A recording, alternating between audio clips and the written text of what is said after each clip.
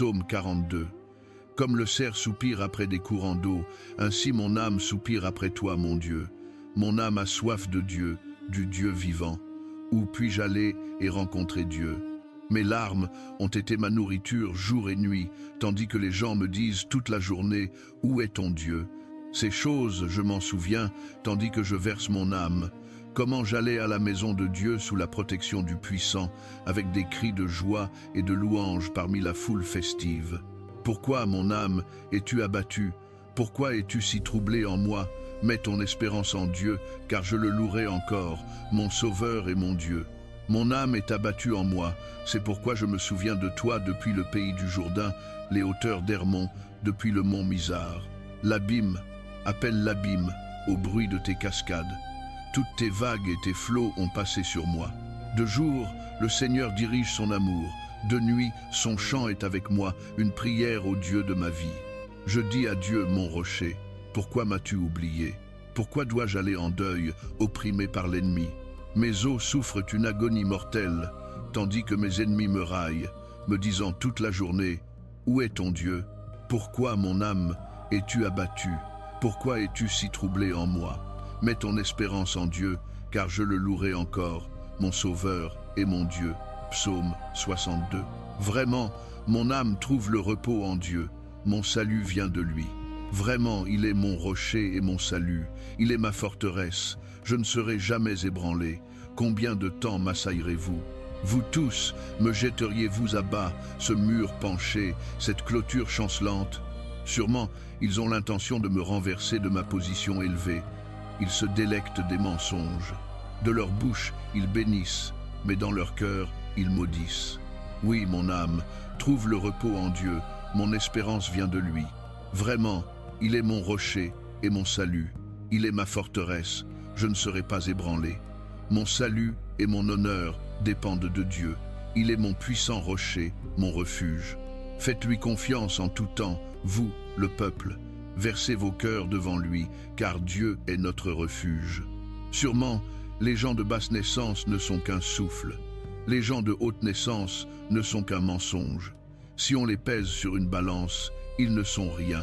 Ensemble, ils ne sont qu'un souffle. Ne mettez pas votre confiance dans l'extorsion, ni votre vaine espérance dans les biens volés. Bien que vos richesses augmentent, n'y mettez pas votre cœur. Une chose que Dieu a dite, deux choses que j'ai entendues. La puissance appartient à toi, Dieu, et avec toi, Seigneur, est un amour infaillible, et tu récompenses chacun selon ce qu'il a fait. Psaume 13. Du fond des abîmes, je crie vers toi, Seigneur, Seigneur, entends ma voix, que tes oreilles soient attentives à mon cri de miséricorde. Si tu, Seigneur, gardais un registre des péchés, Seigneur, qui pourrait se tenir? Mais avec toi, il y a le pardon, afin que nous puissions, avec révérence, te servir. J'attends le Seigneur, tout mon être attend, et dans sa parole, je mets mon espérance. J'attends le Seigneur plus que les veilleurs attendent le matin, plus que les veilleurs attendent le matin. Israël, mets ton espérance dans le Seigneur, car avec le Seigneur est un amour infaillible, et avec lui est une pleine rédemption.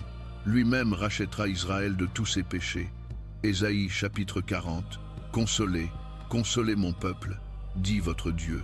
Parlez tendrement à Jérusalem et proclamez-lui que son dur service est accompli, que son péché est payé, qu'elle a reçu de la main du Seigneur le double pour tous ses péchés. Une voix de quelqu'un qui appelle dans le désert, préparez le chemin pour le Seigneur, rendez droit dans le désert un chemin pour notre Dieu. Toute vallée sera élevée, toute montagne et colline abaissée, le sol inégal deviendra plat, les lieux escarpés deviendront une plaine.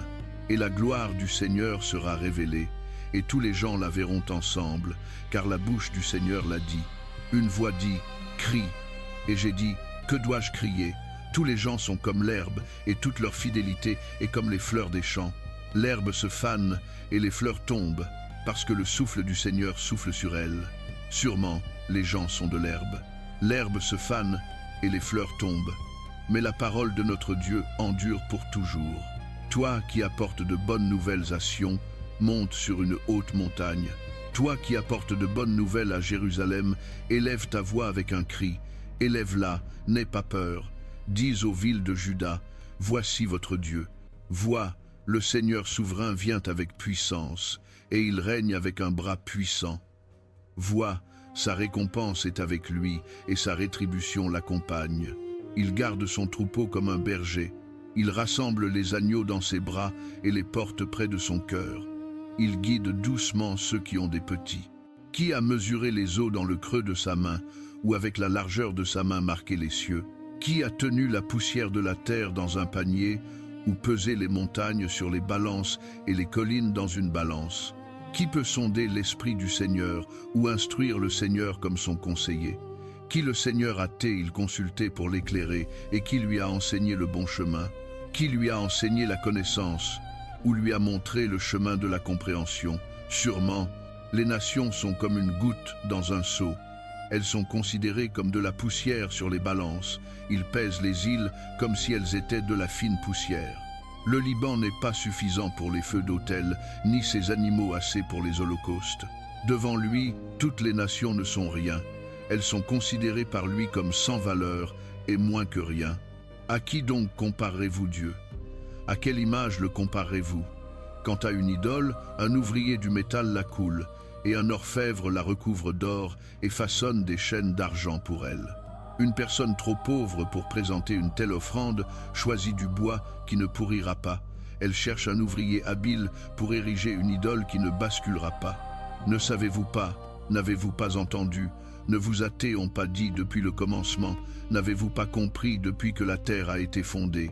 Il est assis sur son trône au-dessus du cercle de la terre, et ses habitants sont comme des sauterelles. Il étend les cieux comme un dais et les déploie comme une tente pour y vivre. Il réduit les princes à néant et rend les dirigeants de ce monde à rien. À peine sont-ils plantés, à peine sont-ils semés, à peine prennent-ils racine dans le sol, qu'il souffle sur eux et ils se fanent, et un tourbillon les emporte comme de la paille. À qui me comparerez-vous, ou qui est mon égal? Dit le Saint. Levez les yeux et regardez les cieux. Qui a créé tout cela? Celui qui fait sortir l'armée des étoiles, une par une, et appelle chacune d'elles par son nom. À cause de sa grande puissance et de sa force puissante, pas une d'elles ne manque. Pourquoi te plains-tu, Jacob? Pourquoi dis-tu, Israël, mon chemin est caché au Seigneur, ma cause est ignorée par mon Dieu? Ne sais-tu pas, n'as-tu pas entendu? Le Seigneur est le Dieu éternel, le Créateur des extrémités de la terre. Il ne se fatigue pas ni ne se lasse, et sa compréhension, personne ne peut la sonder.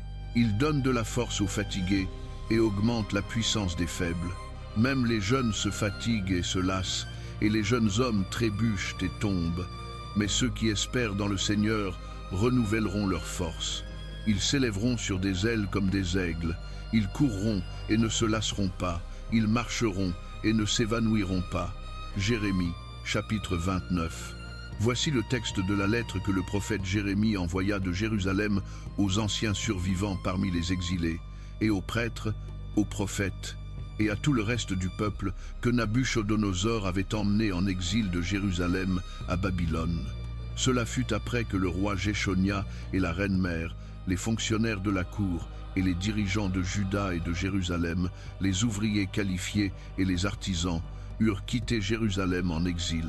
Il confia la lettre à Élassa, fils de Shaphan, et à Gemaria, fils de Hilkija, que Sédécias, roi de Juda, envoya au roi Nabuchodonosor à Babylone. Elle disait: « Voici ce que dit le Seigneur Tout-Puissant, le Dieu d'Israël, à tous ceux que j'ai emmenés en exil de Jérusalem à Babylone. Construisez des maisons et installez-vous, plantez des jardins et mangez ce qu'ils produisent. Mariez-vous et ayez des fils et des filles. Trouvez des épouses pour vos fils et donnez vos filles en mariage, afin qu'elles aussi aient des fils et des filles. Augmentez en nombre là-bas, ne diminuez pas. Cherchez aussi la paix et la prospérité de la ville où je vous ai emmenés en exil. Priez le Seigneur pour elle, car si elle prospère, vous prospérerez aussi. Oui, voici ce que dit le Seigneur Tout-Puissant, le Dieu d'Israël. Ne laissez pas les prophètes et les devins parmi vous vous tromper. N'écoutez pas les rêves que vous les encouragez à avoir. Ils vous prophétisent des mensonges en mon nom. Je ne les ai pas envoyés, déclare le Seigneur. Voici ce que dit le Seigneur. Quand 70 ans seront accomplis pour Babylone, je viendrai à vous et accomplirai ma bonne promesse de vous ramener en ce lieu. Car je connais les plans que j'ai pour vous, déclare le Seigneur, des plans pour vous faire prospérer et non pour vous nuire, des plans pour vous donner de l'espérance et un avenir. Alors vous m'invoquerez et viendrez et prierez vers moi, et je vous écouterai. Vous me chercherez et me trouverez quand vous me chercherez de tout votre cœur. Je me laisserai trouver par vous, déclare le Seigneur, et je vous ramènerai de la captivité. Je vous rassemblerai de toutes les nations et de tous les lieux où je vous ai bannis, déclare le Seigneur, et je vous ramènerai au lieu d'où je vous ai emmené en exil. Vous pouvez dire, le Seigneur a suscité des prophètes pour nous à Babylone, mais voici ce que dit le Seigneur au sujet du roi qui siège sur le trône de David et de tout le peuple qui reste dans cette ville. Vos concitoyens qui ne sont pas allés avec vous en exil. Oui, voici ce que dit le Seigneur Tout-Puissant. J'enverrai contre eux l'épée, la famine et la peste, et je les rendrai comme des figues si mauvaises qu'elles ne peuvent être mangées. Je les poursuivrai avec l'épée, la famine et la peste, et je les rendrai abhorrés à tous les royaumes de la terre, une malédiction et un objet d'horreur, de moquerie et de reproche parmi toutes les nations où je les chasserai. Car ils n'ont pas écouté mes paroles, déclare le Seigneur. Des paroles que je leur ai envoyées encore et encore par mes serviteurs les prophètes. Et vous, les exilés, n'avez pas écouté non plus, déclare le Seigneur. Par conséquent, écoutez la parole du Seigneur, vous tous les exilés que j'ai envoyés loin de Jérusalem à Babylone. Voici ce que dit le Seigneur Tout-Puissant, le Dieu d'Israël, au sujet d'Achab, fils de Kolaja, et de Sédécias, fils de Mazéja, qui vous prophétisent des mensonges en mon nom. Je les livrerai entre les mains de Nabuchodonosor, roi de Babylone, et il les mettra à mort devant vos yeux. À cause d'eux, tous les exilés de Juda qui sont à Babylone utiliseront cette malédiction. Que le Seigneur te traite comme Sédécias et Achab, que le roi de Babylone a brûlé dans le feu, car ils ont fait des choses outrageantes en Israël. Ils ont commis l'adultère avec les femmes de leurs voisins, et en mon nom, ils ont prononcé des mensonges que je ne leur ai pas ordonnés. Je le sais, et j'en suis témoin, déclare le Seigneur. Dis à Shmaïa le Néhélémite, voici ce que dit le Seigneur Tout-Puissant, le Dieu d'Israël. Tu as envoyé des lettres en ton propre nom à tout le peuple à Jérusalem, au prêtre Sophonie, fils de Mazéja, et à tous les autres prêtres. Tu as dit à Sophonie, le Seigneur t'a nommé prêtre à la place de Jéhojada pour être en charge de la maison du Seigneur. Tu devrais mettre dans les ceps et au carcan tout fou qui agit comme un prophète. Alors pourquoi n'as-tu pas réprimandé Jérémie d'Anathoth qui se pose en prophète parmi vous? Il nous a envoyé ce message à Babylone. Ce sera long, donc construisez des maisons et installez-vous. Plantez des jardins et mangez ce qu'ils produisent. Cependant, Sophonie le prêtre lut la lettre au prophète Jérémie. Alors la parole du Seigneur vint à Jérémie. Envoie ce message à tous les exilés. Voici ce que dit le Seigneur au sujet de Shemaïa le Néhélémite. Parce que Shemaïa vous a prophétisé, bien que je ne l'ai pas envoyé, et qu'il vous a persuadé de croire aux mensonges, voici ce que dit le Seigneur. Je punirai sûrement Shemaïa le Néhélémite et ses descendants. Il n'aura personne de laissé parmi ce peuple, ni ne verra les bonnes choses que je ferai pour mon peuple, déclare le Seigneur, parce qu'il a prêché la rébellion contre moi. Lamentation chapitre 3. Je suis l'homme qui a vu l'affliction par le bâton de la colère du Seigneur. Il m'a chassé et m'a fait marcher dans les ténèbres plutôt que dans la lumière. En effet, il a tourné sa main contre moi encore et encore toute la journée. Il a fait vieillir ma peau et ma chair et a brisé mes os. Il m'a assiégé et entouré d'amertume et de souffrance. Il m'a fait habiter dans les ténèbres comme ceux qui sont morts depuis longtemps. Il m'a muré afin que je ne puisse pas m'échapper. Il m'a chargé de chaînes. Même quand j'appelle ou crie au secours, il ferme l'oreille à ma prière. Il a barré mon chemin avec des blocs de pierre. Il a rendu mes sentiers tortueux. Comme un ours en embuscade, comme un lion en cachette, il m'a traîné hors du chemin et m'a déchiré et m'a laissé sans aide. Il a tendu son arc et m'a fait la cible de ses flèches. Il a percé mon cœur avec des flèches de son carquois. Je suis devenu la risée de tout mon peuple, Il se moque de moi en chanson toute la journée. Il m'a rempli d'herbes amères et m'a donné de la bile à boire. Il a brisé mes dents avec du gravier. Il m'a piétiné dans la poussière. J'ai été privé de paix. J'ai oublié ce qu'est la prospérité. Alors je dis, ma splendeur est partie et tout ce que j'espérais du Seigneur. Je me souviens de mon affliction et de mon errance, de l'amertume et de la bile. Je m'en souviens bien et mon âme est abattue en moi. Pourtant, cela je rappelle à mon esprit et donc j'ai de l'espérance. À cause du grand amour du Seigneur, nous ne sommes pas consumés, car ses compassions ne manquent jamais. Elles sont nouvelles chaque matin. Grande est ta fidélité. Je dis à moi-même, le Seigneur est ma portion, donc j'attendrai en lui. Le Seigneur est bon pour ceux dont l'espérance est en lui, pour celui qui le cherche. Il est bon d'attendre tranquillement le salut du Seigneur. Il est bon pour un homme de porter le joug pendant qu'il est jeune.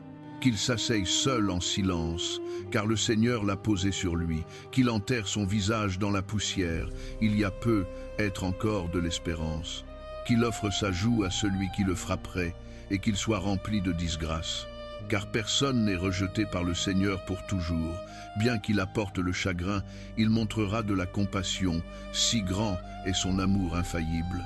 Car il n'apporte pas volontairement l'affliction ou le chagrin à quiconque. Écraser sous le pied tous les prisonniers de la terre, priver les gens de leurs droits devant le Très-Haut, priver quelqu'un de justice, le Seigneur ne verrait-il pas de telles choses?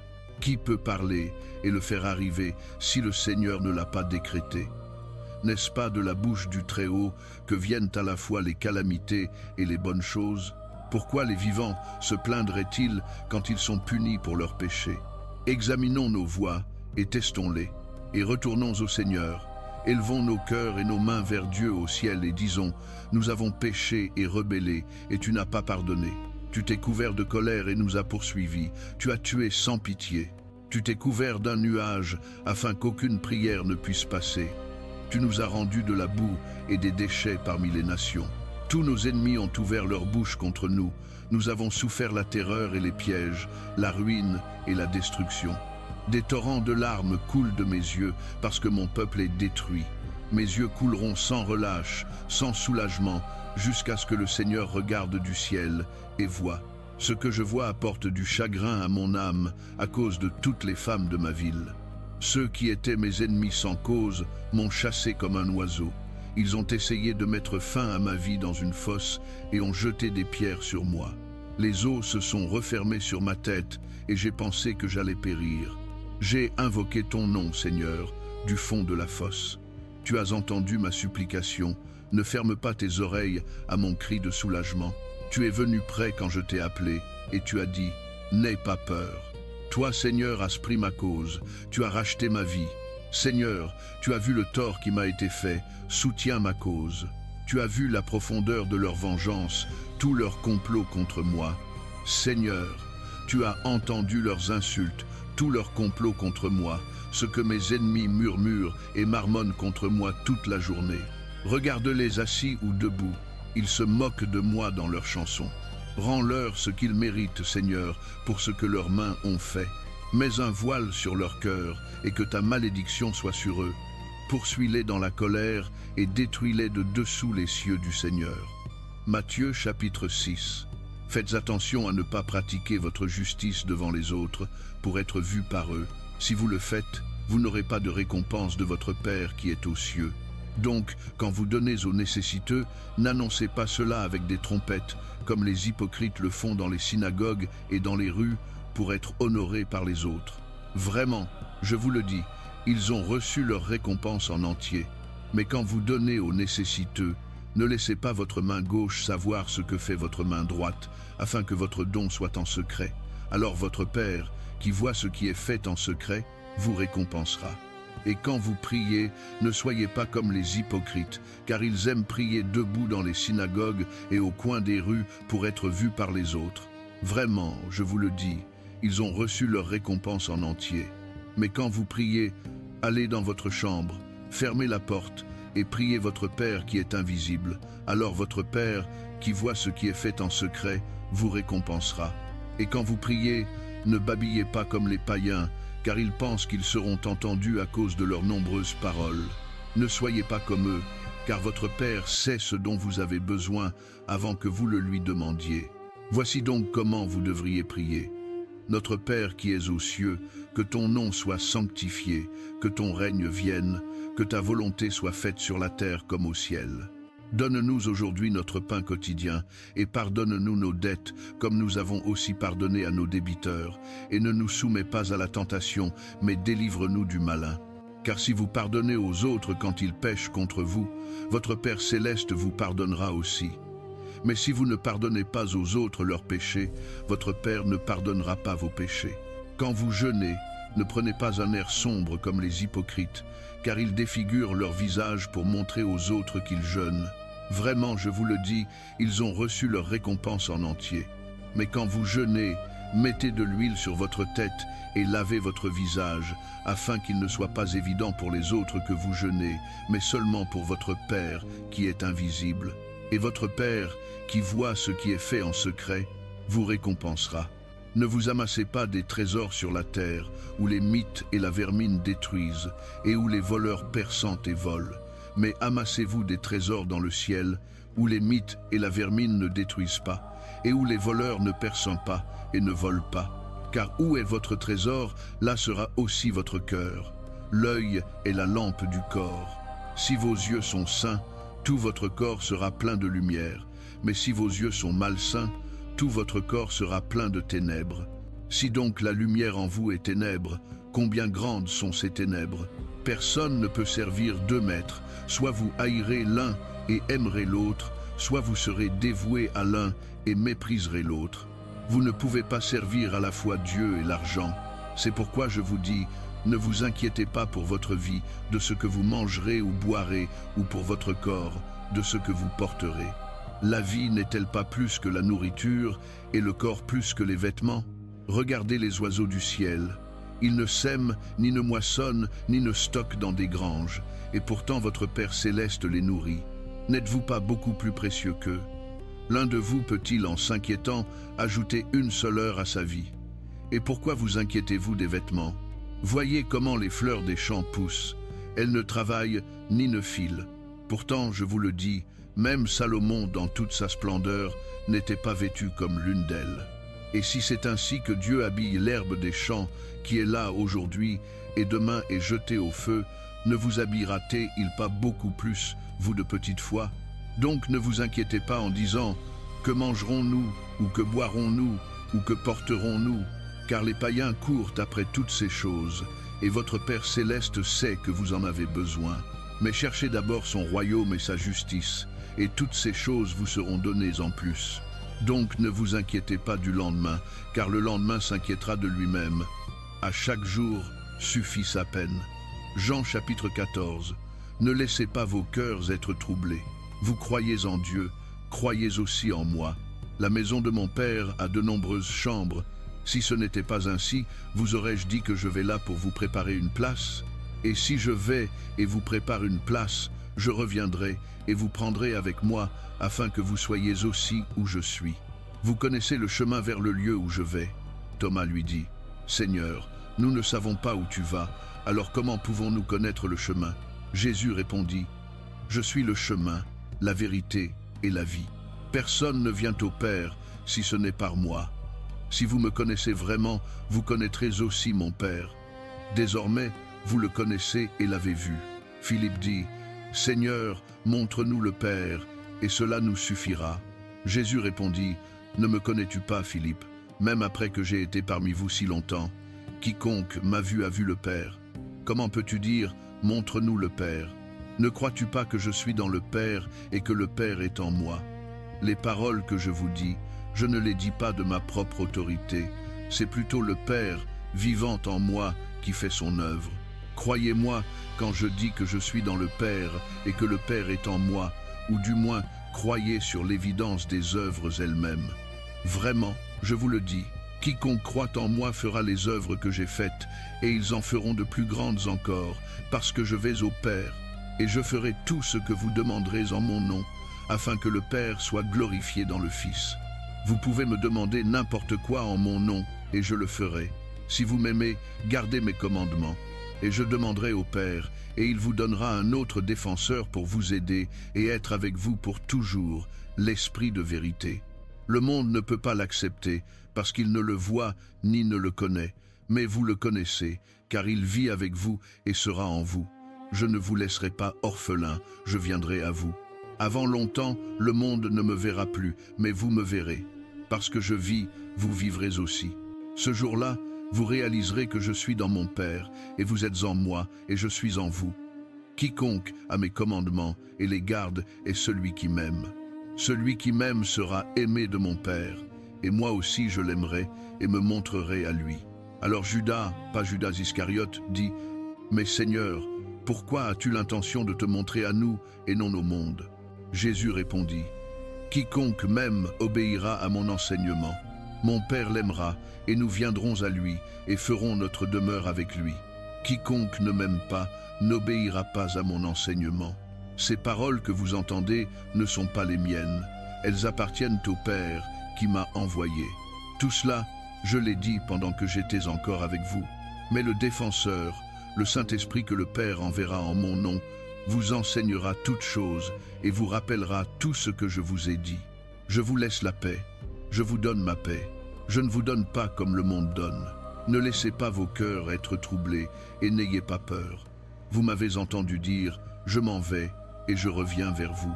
Si vous m'aimiez, vous seriez heureux que je vais au Père, car le Père est plus grand que moi. Je vous l'ai dit maintenant avant que cela n'arrive, afin que quand cela arrivera, vous croyiez. Je ne dirai pas beaucoup plus à vous, car le prince de ce monde vient. Il n'a aucun pouvoir sur moi, mais il vient afin que le monde apprenne que j'aime le Père et que je fais exactement ce que mon Père m'a commandé. Venez maintenant, partons. Romains chapitre 5. Par conséquent, puisque nous avons été justifiés par la foi, nous avons la paix avec Dieu par notre Seigneur Jésus-Christ, par qui nous avons obtenu l'accès par la foi à cette grâce dans laquelle nous nous tenons maintenant, et nous nous glorifions dans l'espérance de la gloire de Dieu. Non seulement cela, mais nous nous glorifions aussi dans nos souffrances, parce que nous savons que la souffrance produit la persévérance le caractère, et le caractère l'espérance. Et l'espérance ne nous déçoit pas, parce que l'amour de Dieu a été répandu dans nos cœurs par le Saint-Esprit qui nous a été donné. Voyez, au moment juste, quand nous étions encore impuissants, Christ est mort pour les impies. Très rarement quelqu'un mourra-t-il pour une personne juste, bien que pour une bonne personne, quelqu'un pourrait éventuellement oser mourir. Mais Dieu démontre son propre amour pour nous en ceci. Tandis que nous étions encore pécheurs, Christ est mort pour nous. Puisque nous avons maintenant été justifiés par son sang, combien plus serons-nous sauvés de la colère de Dieu par lui? Car si, tandis que nous étions ennemis de Dieu, nous avons été réconciliés avec lui par la mort de son Fils, combien plus, ayant été réconciliés, serons-nous sauvés par sa vie? Non seulement cela, mais nous nous glorifions aussi en Dieu par notre Seigneur Jésus-Christ, par qui nous avons maintenant reçu la réconciliation. Par conséquent, tout comme le péché est entré dans le monde par un homme, et la mort par le péché. Et de cette façon, la mort est venue à tous les gens parce que tous ont péché, à coup sûr. Le péché était dans le monde avant que la loi ne soit donnée. Mais le péché n'est pas imputé au compte de quiconque, là où il n'y a pas de loi. Néanmoins, la mort a régné depuis le temps d'Adam jusqu'au temps de Moïse, même sur ceux qui n'ont pas péché en violant un commandement, comme l'a fait Adam, qui est un modèle de celui qui doit venir. Mais le don n'est pas comme la faute, car si beaucoup sont morts par la faute d'un seul homme, combien plus la grâce de Dieu et le don qui est venu par la grâce d'un seul homme, Jésus-Christ, ont-ils débordé sur beaucoup? Ni le don de Dieu ne peut être comparé au résultat du péché d'un homme. Le jugement a suivi un péché et a apporté la condamnation, mais le don a suivi de nombreuses fautes et a apporté la justification. Car si, par la faute d'un seul homme, la mort a régné par cet homme, combien plus ceux qui reçoivent l'abondante provision de grâce de Dieu et du don de la justice régneront-ils dans la vie par un seul homme, Jésus-Christ? Par conséquent, tout comme une faute a résulté en condamnation pour tous les gens, ainsi un acte juste a résulté en justification et vie pour tous les gens. Car tout comme par la désobéissance d'un seul homme, beaucoup ont été faits pécheurs, ainsi par l'obéissance d'un seul homme, beaucoup seront faits justes. La loi a été introduite afin que la faute augmente, mais où le péché a augmenté, la grâce a augmenté d'autant plus, afin que, tout comme le péché a régné dans la mort, la grâce règne par la justice pour apporter la vie éternelle par Jésus-Christ notre Seigneur. Romains chapitre 8. Par conséquent, il n'y a maintenant aucune condamnation pour ceux qui sont en Christ Jésus, parce que par Christ Jésus, la loi de l'Esprit qui donne la vie vous a libéré de la loi du péché et de la mort. Car ce que la loi était impuissante à faire parce qu'elle était affaiblie par la chair, Dieu l'a fait en envoyant son propre Fils à la ressemblance de la chair pécheresse pour être une offrande pour le péché. Et ainsi, il a condamné le péché dans la chair, afin que l'exigence juste de la loi soit pleinement accomplie en nous, qui ne vivons pas selon la chair, mais selon l'Esprit. Ceux qui vivent selon la chair ont leurs esprits fixés sur ce que désire la chair, mais ceux qui vivent en accord avec l'Esprit ont leurs esprits fixés sur ce que désire l'Esprit. L'Esprit gouverné par la chair est la mort, mais l'Esprit gouverné par l'Esprit est la vie et la paix. L'Esprit gouverné par la chair est hostile à Dieu. Il ne se soumet pas à la loi de Dieu, ni ne le peut-il. Ceux qui sont dans le domaine de la chair ne peuvent pas plaire à Dieu.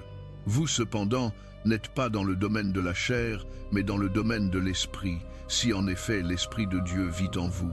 Et si quiconque n'a pas l'Esprit de Christ, il n'appartient pas à Christ. Mais si Christ est en vous, alors même si votre corps est sujet à la mort à cause du péché, l'Esprit donne la vie à cause de la justice.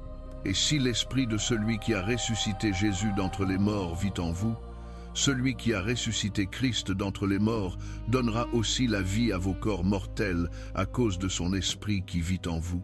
Par conséquent, frères et sœurs, nous avons une obligation, mais ce n'est pas envers la chair, de vivre selon elle. Car si vous vivez selon la chair, vous mourrez. Mais si par l'Esprit vous mettez à mort les actes mauvais du corps, vous vivrez. Car ceux qui sont conduits par l'Esprit de Dieu sont les enfants de Dieu. L'Esprit que vous avez reçu ne vous rend pas esclaves, afin que vous viviez à nouveau dans la peur. Plutôt, l'Esprit que vous avez reçu a apporté votre adoption en tant que fils. Et par lui nous crions « Abba, Père ». L'Esprit lui-même témoigne avec notre esprit que nous sommes enfants de Dieu. Maintenant, si nous sommes enfants, alors nous sommes héritiers, héritiers de Dieu et co-héritiers avec Christ, si en effet nous partageons ses souffrances, afin que nous puissions aussi partager sa gloire. Je considère que nos souffrances présentes ne valent pas la peine d'être comparées à la gloire qui sera révélée en nous, car la création attend avec une attente impatiente que les enfants de Dieu soient révélés. Car la création a été soumise à la frustration, non par son propre choix, mais par la volonté de celui qui l'a soumise, dans l'espérance que la création elle-même sera libérée de son esclavage à la décadence et amenée dans la liberté et la gloire des enfants de Dieu. Nous savons que toute la création a gémi comme dans les douleurs de l'enfantement jusqu'à présent. Non seulement cela, mais nous-mêmes, qui avons les prémices de l'Esprit, gémissons intérieurement tandis que nous attendons avec impatience notre adoption en tant que fils, la rédemption de nos corps. Car dans cette espérance, nous avons été sauvés. Mais l'espérance qui est vue n'est pas du tout une espérance. Qui espère ce qu'il a déjà? Mais si nous espérons ce que nous n'avons pas encore, nous l'attendons patiemment. De la même façon, l'Esprit nous aide dans notre faiblesse. Car nous ne savons pas ce que nous devrions prier, mais l'Esprit lui-même intercède pour nous par des gémissements sans mots. Et celui qui sonde nos cœurs connaît l'Esprit de l'Esprit, parce que l'Esprit intercède pour le peuple de Dieu en accord avec la volonté de Dieu. Et nous savons qu'en toutes choses, Dieu œuvre pour le bien de ceux qui l'aiment, qui ont été appelés selon son dessein. Car ceux que Dieu a connus d'avance, il les a aussi prédestinés à être conformés à l'image de son Fils, afin qu'il soit le premier-né parmi de nombreux frères et sœurs. Et ceux qu'il a prédestinés, il les a aussi appelés. Ceux qu'il a appelés, il les a aussi justifiés. Ceux qu'il a justifiés, il les a aussi glorifiés. Que dirons-nous donc en réponse à ces choses? Si Dieu est pour nous, qui peut être contre nous? Celui qui n'a pas épargné son propre Fils, mais l'a livré pour nous tous, comment ne nous donnera-t-il il passe aussi gracieusement toutes choses avec lui. Qui portera une accusation contre ceux que Dieu a choisis? C'est Dieu qui justifie. Qui donc est celui qui condamne? Personne. Christ Jésus qui est mort, plus que cela, qui a été ressuscité à la vie, est à la droite de Dieu et intercède aussi pour nous. Qui nous séparera de l'amour de Christ? La tribulation, ou la détresse, ou la persécution, ou la famine, ou la nudité, ou le danger, ou l'épée. Comme il est écrit, pour ton amour, nous affrontons la mort toute la journée, nous sommes considérés comme des brebis à abattre. Non, dans toutes ces choses, nous sommes plus que vainqueurs par celui qui nous a aimés. Car je suis convaincu que ni la mort, ni la vie, ni les anges, ni les démons, ni le présent, ni l'avenir, ni aucune puissance, ni la hauteur, ni la profondeur, ni rien d'autre dans toute la création ne pourra nous séparer de l'amour de Dieu qui est en Christ, Jésus notre Seigneur. 1 Corinthiens chapitre 15. Maintenant, frères et sœurs, je veux vous rappeler l'évangile que je vous ai prêché, que vous avez reçu et sur lequel vous avez pris position. Par cet évangile, vous êtes sauvés, si vous tenez fermement à la parole que je vous ai prêchée, sinon vous avez cru en vain. Car ce que j'ai reçu, je vous l'ai transmis comme de première importance, que Christ est mort pour nos péchés selon les Écritures, qu'il a été enterré, qu'il a été ressuscité le troisième jour selon les Écritures, qu'il est apparu à Céphas, puis aux 12. Après cela, il est apparu à plus de 500 frères et sœurs en même temps, dont la plupart sont encore vivants, bien que certains se soient endormis. Puis il est apparu à Jacques, puis à tous les apôtres, et en dernier lieu, il m'est apparu à moi aussi, comme à un né d'une manière anormale. Car je suis le moindre des apôtres, et ne mérite même pas d'être appelé apôtre, parce que j'ai persécuté l'Église de Dieu. Pourtant, par la grâce de Dieu, je suis ce que je suis, et sa grâce envers moi n'a pas été sans effet. Non, j'ai travaillé plus dur que tous, pourtant non pas moi, mais la grâce de Dieu qui était avec moi. Que ce soit donc moi ou eux, c'est ce que nous prêchons, et c'est ce que vous avez cru. Mais si on prêche que Christ a été ressuscité d'entre les morts, comment certains d'entre vous peuvent-ils dire qu'il n'y a pas de résurrection des morts? S'il n'y a pas de résurrection des morts, alors même Christ n'a pas été ressuscité. Et si Christ n'a pas été ressuscité, notre prédication est inutile et votre foi aussi. Plus que cela, nous sommes alors trouvés être de faux témoins au sujet de Dieu, car nous avons témoigné au sujet de Dieu qu'il a ressuscité Christ d'entre les morts. Mais il ne l'a pas ressuscité si en fait les morts ne sont pas ressuscités. Car si les morts ne sont pas ressuscités, alors Christ n'a pas été ressuscité non plus. Et si Christ n'a pas été ressuscité, votre foi est futile. Vous êtes encore dans vos péchés. Alors ceux aussi qui se sont endormis en Christ sont perdus. Si seulement pour cette vie nous avons espérance en Christ, nous sommes de tous les gens les plus à plaindre. Mais Christ a en effet été ressuscité d'entre les morts, les prémices de ceux qui se sont endormis. Car, puisque la mort est venue par un homme, la résurrection des morts vient aussi par un homme. Car comme en Adam tous meurent, ainsi en Christ tous seront rendus vivants. Mais chacun à son tour, Christ les prémices, puis quand il viendra, ceux qui lui appartiennent. Alors la fin viendra, quand il remettra le royaume à Dieu le Père, après avoir détruit toute domination, autorité et puissance. Car il doit régner jusqu'à ce qu'il ait mis tous ses ennemis sous ses pieds. Le dernier ennemi à être détruit est la mort, car il a mis tout sous ses pieds. Maintenant, quand il dit que tout a été mis sous lui, il est clair que cela n'inclut pas Dieu lui-même, qui a mis tout sous Christ. Quand il aura fait cela, alors le Fils lui-même sera soumis à celui qui a mis tout sous lui, afin que Dieu soit tout en tous. Maintenant, s'il n'y a pas de résurrection, que feront ceux qui sont baptisés pour les morts? Et si les morts ne sont pas ressuscités du tout, pourquoi les gens sont-ils baptisés pour eux? Et quant à nous, pourquoi nous mettons-nous en danger chaque heure? Je fais face à la mort chaque jour, oui, aussi sûrement que je me glorifie de vous en Christ Jésus notre Seigneur. Si j'ai combattu des bêtes sauvages à Éphèse sans plus que des espérances humaines, qu'ai-je gagné? Si les morts ne sont pas ressuscités, mangeons et buvons, car demain nous mourrons. Ne vous laissez pas tromper. La mauvaise compagnie corrompt le bon caractère. revenez à vos sens comme vous le devriez et arrêtez de pécher, car il y en a qui sont ignorants de Dieu, je dis cela à votre honte. Mais quelqu'un demandera, comment les morts sont-ils ressuscités? Avec quel genre de corps viendront-ils? Comme c'est insensé. Ce que vous semez ne vient pas à la vie à moins qu'il ne meure.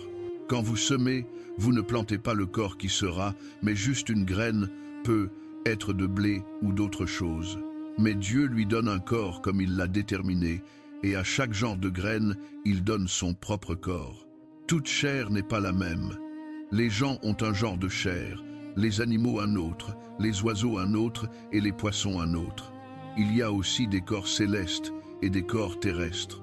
Mais la splendeur des corps célestes est d'un genre, et la splendeur des corps terrestres est d'un autre. Le soleil a un genre de splendeur, la lune un autre, et les étoiles un autre, et une étoile diffère d'une autre en splendeur. Ainsi en sera-t-il de la résurrection des morts. Le corps qui est semé est périssable, il est ressuscité impérissable, il est semé dans le déshonneur, il est ressuscité dans la gloire, il est semé dans la faiblesse, il est ressuscité dans la puissance. Il est semé un corps naturel, il est ressuscité un corps spirituel. S'il y a un corps naturel, il y a aussi un corps spirituel.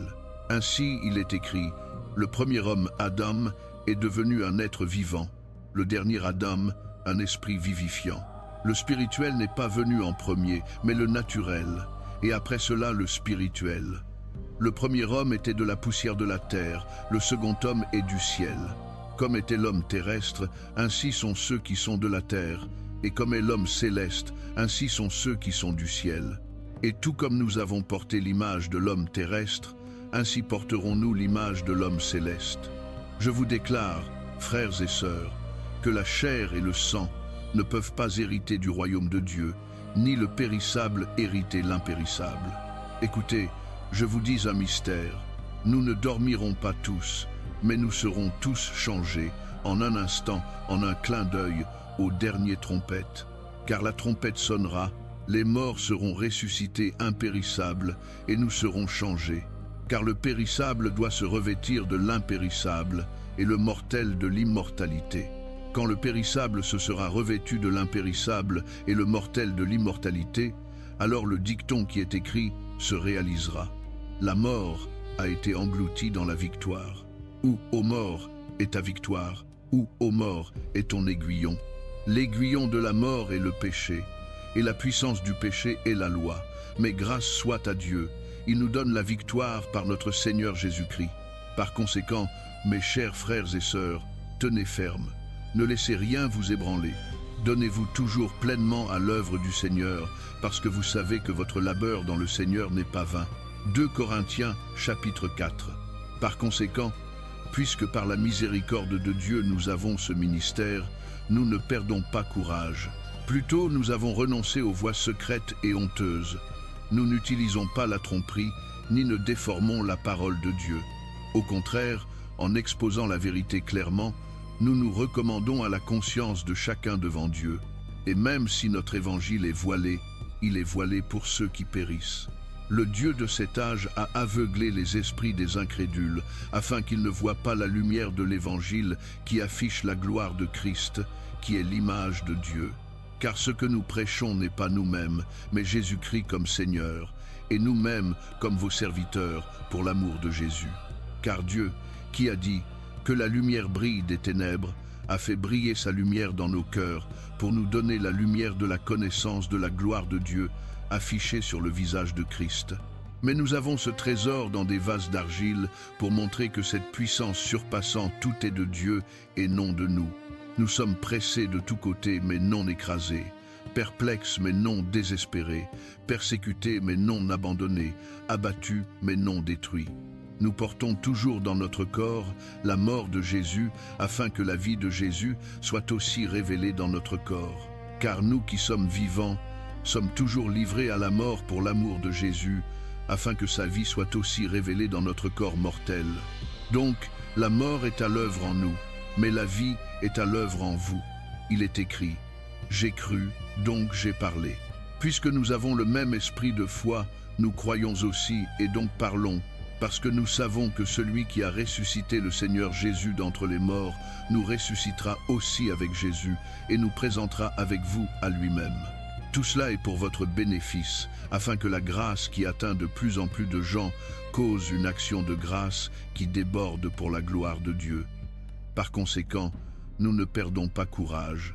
Bien qu'extérieurement nous nous usions, intérieurement nous sommes renouvelés jour après jour, car nos troubles légers et momentanés accomplissent pour nous une gloire éternelle qui les surpasse de loin tous.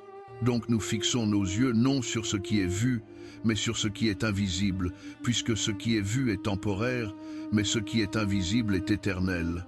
Galates chapitre 6. Frères et sœurs, si quelqu'un est pris dans un péché, vous qui vivez par l'Esprit devriez restaurer cette personne doucement. Mais surveillez-vous, ou vous aussi pourriez être tentés. Portez les fardeaux les uns des autres, et de cette façon vous accomplirez la loi de Christ. Si quiconque pense qu'il est quelque chose quand il n'est rien, il se trompe lui-même. Chacun devrait tester ses propres actions. Alors il peut se glorifier en lui-même seul, sans se comparer à quelqu'un d'autre, car chacun devrait porter sa propre charge. Néanmoins, celui qui reçoit l'instruction dans la parole devrait partager toutes les bonnes choses avec son instructeur. Ne vous laissez pas tromper. Dieu ne peut pas être moqué. Un homme récolte ce qu'il sème. Quiconque sème pour plaire à sa chair, de la chair récoltera la destruction. Quiconque sème pour plaire à l'esprit, de l'esprit récoltera la vie éternelle. Ne nous lassons pas de faire le bien, car au moment approprié, nous récolterons une moisson si nous ne renonçons pas. Par conséquent, comme nous avons l'opportunité, faisons le bien à tous, surtout à ceux qui appartiennent à la famille des croyants. Voyez quelle grande lettre j'utilise en vous écrivant de ma propre main. Ceux qui veulent impressionner les gens par des moyens de la chair essaient de vous contraindre à être circoncis. La seule raison pour laquelle ils font cela est d'éviter d'être persécutés pour la croix de Christ. Même ceux qui sont circoncis ne gardent pas la loi. Pourtant, ils veulent que vous soyez circoncis afin qu'ils puissent se glorifier de votre circoncision dans la chair.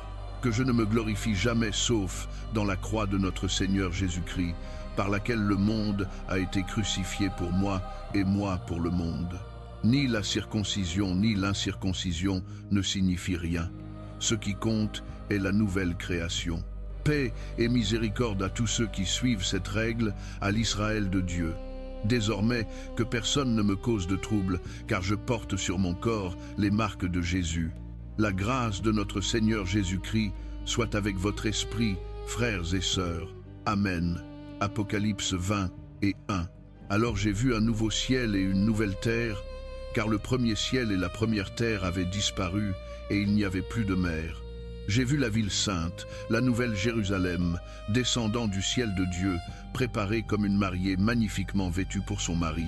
Et j'ai entendu une voix forte du trône disant, « Voyez, la demeure de Dieu est maintenant parmi les gens, et il habitera avec eux. Ils seront son peuple, et Dieu lui-même sera avec eux, et sera leur Dieu. Il essuiera toute larme de leurs yeux. Il n'y aura plus de mort, ni de deuil, ni de cri, ni de douleur, car l'ancien ordre des choses a disparu. Celui qui était assis sur le trône dit, « Je fais toutes choses nouvelles. » Puis il dit, « Écris cela, car ces paroles sont dignes de confiance et vraies. » Il me dit, « C'est fait.